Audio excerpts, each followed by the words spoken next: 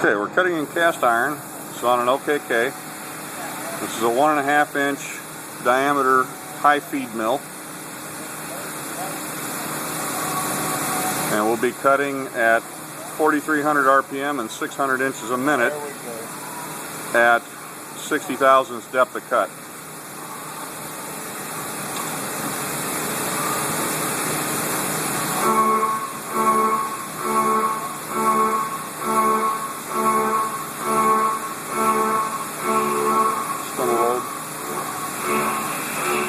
And we're looking at a very low spindle load meter. We're about 37%.